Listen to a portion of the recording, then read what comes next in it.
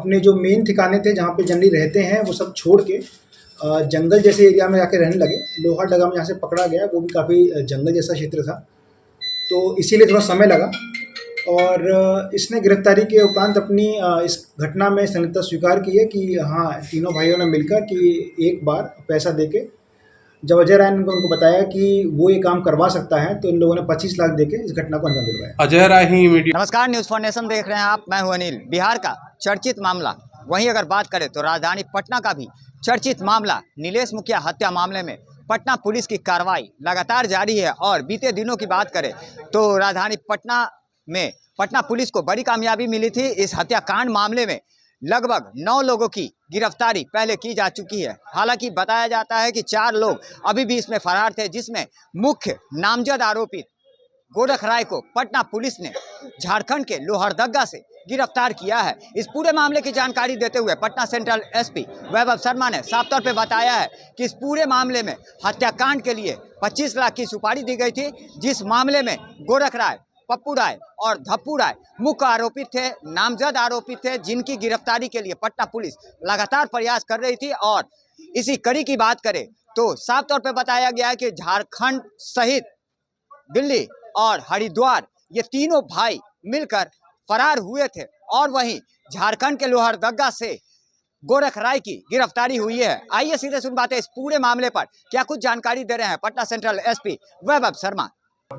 हाँ, उन लोगों की गिरफ्तारी के लिए भी हमारी टीम लगी हुई है और हम लोग लगातार उनके लिए एविडेंस इकट्ठे कर रहे हैं और बहुत जल्दी उन लोगों की गिरफ्तारी की जाएगी। गोरख राय की गिरफ्तारी हुई, काफी समय लग गया पुलिस को। गोरख राय घटना के दिन ये यहाँ से निकल गया था, पटना में या नहीं था, ये हरिद्वार में अपने किसी मित्र के यहाँ था, इसका नाम से भी नहीं बताया है। हाँ, समय इसलिए लग गया क्योंकि इनिशियल इन्वेस्टिगेशन के बाद जब इन लोगों को आइडिया लगा कि पुलिस इनके नज़दीक पहुँच रही है, तो फिर ये लोग अपने जो मेन ठिकाने थे जहाँ पे जनरली रहते हैं वो सब छोड़ के जंगल जैसे एरिया में जाके रहने लगे। लोहारडगा में जहाँ से पकड़ा गया वो भी काफ़ी जंगल जैसा क्षेत्र था, तो इसीलिए थोड़ा समय लगा।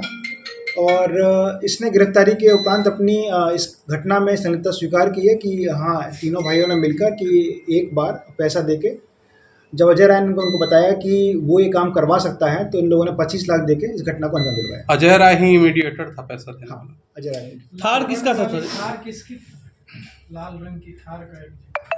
लाल रंग की थार का भी इसमें पूरा डायरेक्ट इन्वॉल्वमेंट क्लियर नहीं हुआ है, जब क्लियर बता देंगे आपको। एक एसयूवी और एक थार का जिक्र। हाँ, एसयूवी का तो क्लियर हो गया था कि अजय राय की थी, पर थार पे में चल रहा है भूषण का है। भूषण के थ्रू। गोरख राय की गिरफ्तारी हुई तो पप्पू राय कोई ना कोई तो परिचित होगा। हाँ, कोई क्लोज नहीं था, दूर का ही इनका एक मित्र था जो वहाँ पर रहता है और बेसिकली जंगल के बीच में उसकी मतलब एक बना हुआ है घर टाइप का, तो वहाँ ही रुका हुआ है।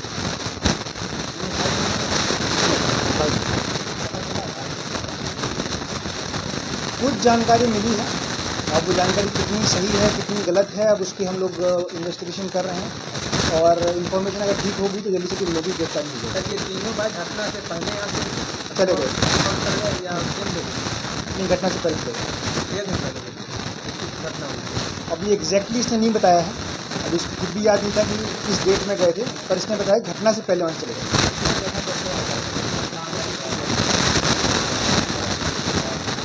इसके द्वारा तो यही बताया कि 1 से 2 जगह ये गया, पहले हरिद्वार, उसके बाद दिल्ली, उसके बाद फिर सीधे यहीं झारखंड में ही था। अब हम लोग जैसे जैसे इन्फॉर्मेशन मिली तो फिर हम लोगों ने इस पर रेड करवा के सुरक्षा कर लिया।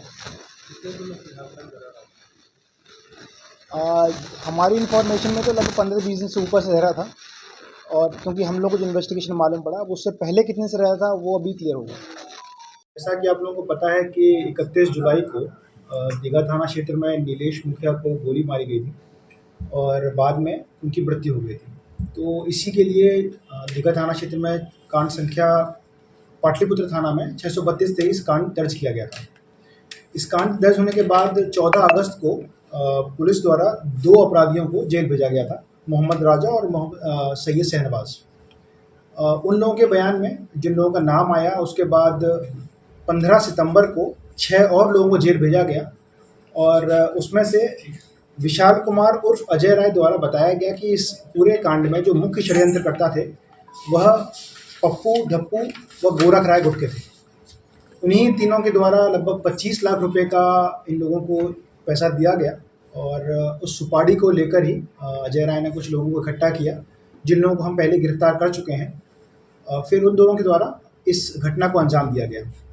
आज हम लोगों ने गोरख राय को झारखंड से लोहरदगा ज़िले से गिरफ्तार किया है और हम लोग उसे फॉरवर्ड करने जा रहे हैं। उसने इस घटना में अपनी संलिप्तता स्वीकार की है और ये बताया है कि पिछले लगभग 8-10 साल से जो वर्चस्व को लेकर लड़ाई चल रही थी क्षेत्र में और प्रतिद्वंद्विता चल रही थी, उसी को समाप्त करने के लिए अजय राय से जब उसकी मुलाकात हुई और उन लोगों ने फिर डिसाइड किया कि अगर पैसा मिलता है तो वो इस घटना को अंजाम दिलवा सकता है। तो अजय राय ने पैसा लेकर ये घटना को अंजाम दिलवाया। तो जाहिर सी बात है अभी भी 4 लोगों की गिरफ्तारी बाकी है। फिलहाल नीलेश मुखिया हत्या मामले में बड़ी कार्रवाई करते हुए पटना पुलिस ने नामजद आरोपित गोरख राय की गिरफ्तारी कर ली है। लगातार हमारी छोटी बड़ी खबरों से अपडेट रहने के लिए देखते रहें न्यूज़ फॉर नेशन।